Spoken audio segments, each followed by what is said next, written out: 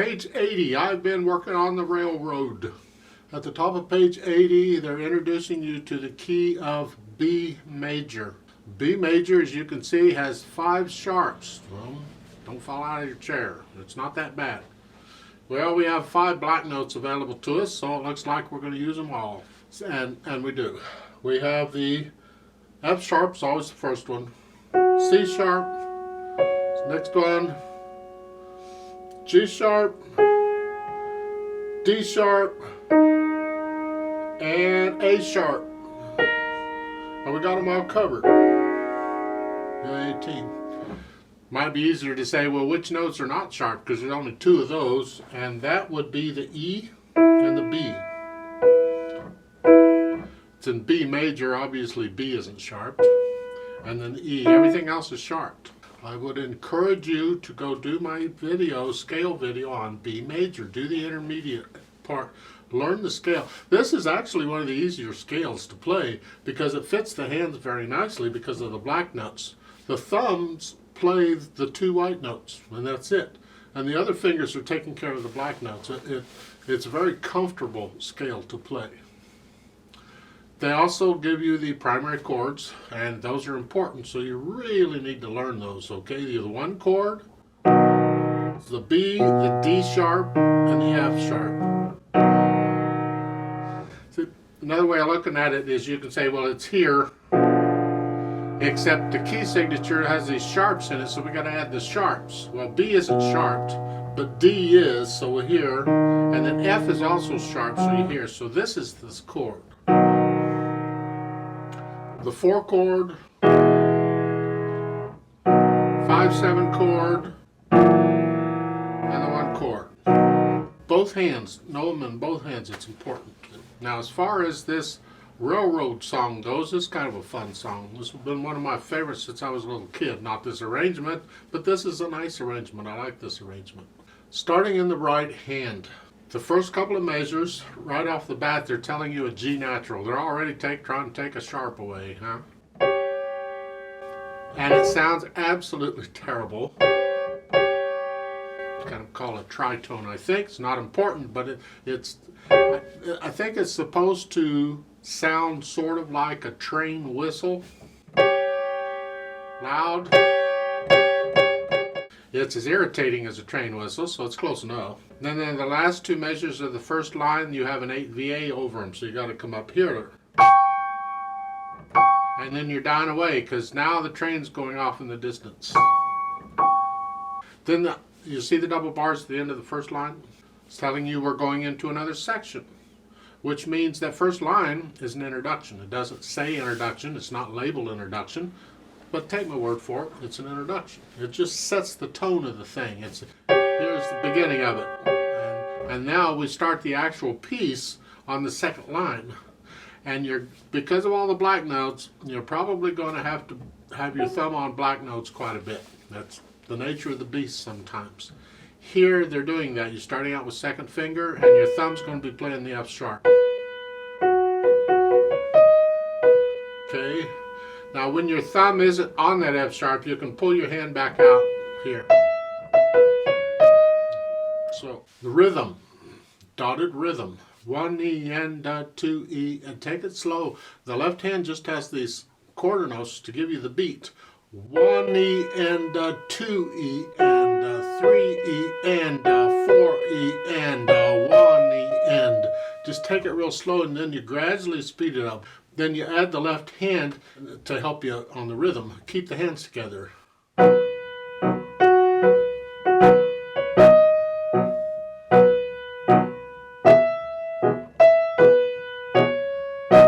Okay, like so. Once you get the rhythm down, it's not too bad.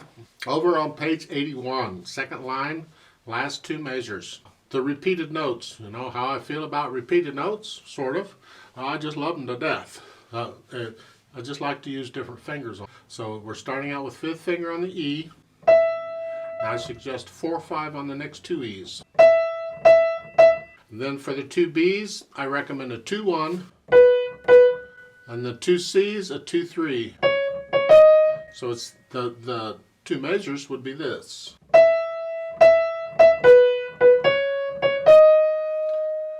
wise. It's just so I can use different fingers. It's kind of fun if you think about it.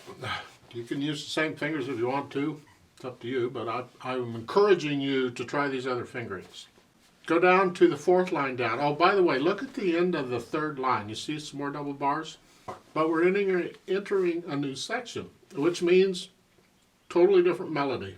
So here on the fourth line down, right at the beginning, it says thumb.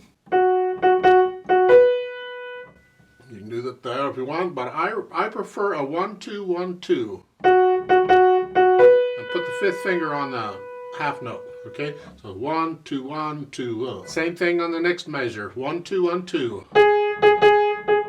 Fifth finger on that, and then 4. And now 3-4-3-2. 3-4-3-2. It might be a little tricky for some of you. If not, do the best you can. You can always do a 3-2-3-2. But it's nice to get these other fingers involved. I would encourage you not to favor certain fingers any more than you have to. All the fingers need to be developed. You see at the last line, between the second and third measures, you've got the double bars again. It's another section. This section happens to be the same as the beginning. And this I would call a coda. It's like a tag or an extra little bit stuck onto the end of a piece. The piece really ends at the end of the second ending. It's over. But they've added this, and I consider this like a coda. It's not labeled coda. It doesn't have to be. But the point is it's there. It's just like the beginning. Now, left hand, you just have these light staccatos. And light because the melody's in the right hand. Don't get carried away with a... Okay, all you're doing is just keeping the beat. And it's not bad until you get to the last measure on page 80. Now be careful, you got to come down. And those are all sharped. There's a couple other little spots where you got to move around a little bit, but you'll find them. Then when you get down to the fourth line on page 81, you're not all staccato. It's most staccato, but not all. You hear.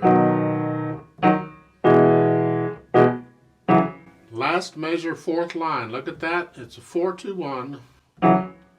So be aware of that. You may have to practice those two chords. That is, look at the last two measures of the fourth line on page 81. You have this chord, and then the staccato quarter note is what I'm after. The staccato quarter note, followed by the next staccato quarter note. You may have to practice going from one chord to the other. This chord, the 4 chord, to this chord, which is actually like a 5-7. And you're bouncing off the keys, basically. It's just a very light staccato touch. Pedal-wise, it's pretty simple. You're pedaling the very first line and the very end there. You're holding the pedal down because it reinforces all the harmonics, all the other overtones that are going to sound when you play those notes. This is about the speed of a march. All a marcha is like a march. So you think about a 1, 2, left, right. 1, 2, 3, 4, something like that. Now remember, we want to hear a break in the phrases. I don't agree with the phrasing. I would prefer you follow the words. And when you have a break in the sentences, or like a comma or a semicolon or something like that, break at that time. At the top of page 81, they're showing 2 phrases there. I don't know if I need 2 phrases in that because the words, you read it, it's just I've been working on the railroad to pass the time away. So I guess it could go either way. Experiment, try with the phrasing they have and with the whole line as one phrase and see what you think. But the second line is definitely 2 separate phrases. So you want to lift the hand, we're just talking right hand, okay? The left hand's just doing its staccato stuff.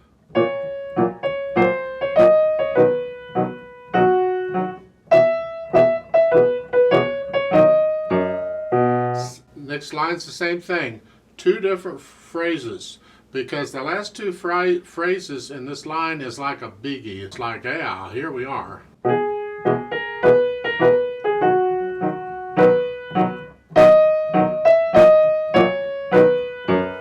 It doesn't hurt. They don't have it marked here, but it doesn't hurt on the Dyna Blow Your Horn, those 2 measures. play those a little louder than you've been playing. Really bring those two things out. It gets a little tricky when you're playing staccato in one hand and legato in the other, so you have to work that out to make sure your staccatos in the left hand are okay, but it doesn't mess up your right hand legato. And it just, be careful in the left hand. First line on page 81, the third measure is a C sharp, E sharp, G. Is stuck in another sharp. You see the first and second endings at the bottom of page 81. You know how to do those, so we're going to give this a try. I'm going to give us 4 counts because it's in common time. So go ahead and put your hand, you can leave your left hand down at start if you want, or you can go ahead and put it up there at the beginning. I'll leave that up to you. At the end of the piece, when you're playing those last few measures at the end with the right hand, you can take the left hand and just put it on your lap because you're done with it now. At the end of the piece, the very last measure, when the right hand comes up, at the end of 3 beats, the pedal comes up with it. I'll give us 4 counts. Here we go. 1, 2, ready, go.